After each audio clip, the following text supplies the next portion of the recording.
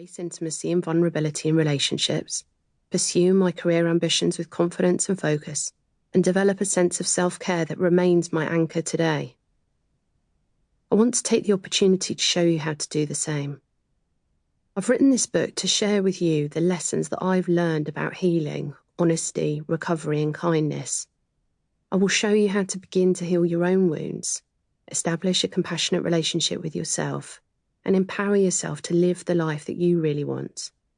Together, we will look at understanding why and how things came to be, and I will show you how you can develop practical tools to cope. I mentioned that my problems, as I saw them then, were rooted in trauma. When I use this word, you may imagine a whole multitude of experiences that could cause me this psychological harm. The word trauma is often the first obstacle that we have to overcome when we begin the work, because it means such different things to different people. Many of my clients do not see the experiences that have led them to my door as particularly traumatic.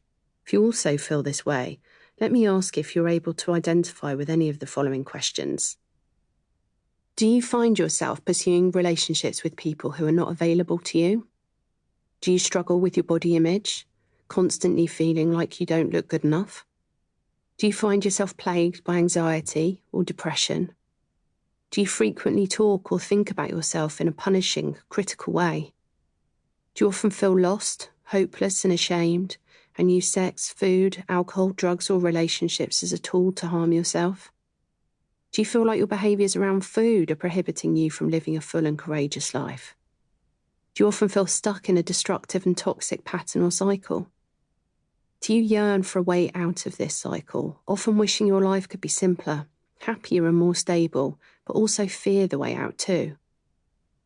If you relate to any of these questions, the likelihood is that something traumatic has happened in your life that has affected the way you see the world and act within it.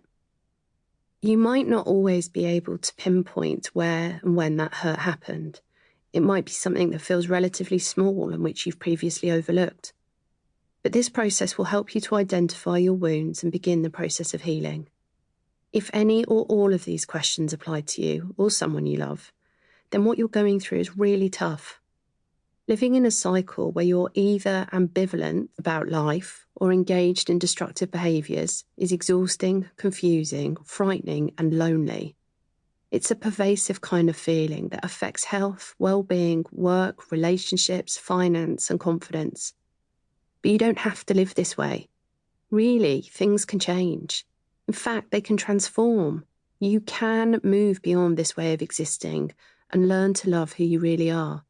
There is a freer and more meaningful future out there waiting. All you need to do is take that first step. How do I know? Because I've done it. And I've helped others to do it countless times. I've been a clinician for over 15 years, working with trauma and low self-esteem. But I've also been a fellow sufferer for even longer. I know the pain of living with an all-consuming critical voice in my head and feeling paralysed and stuck.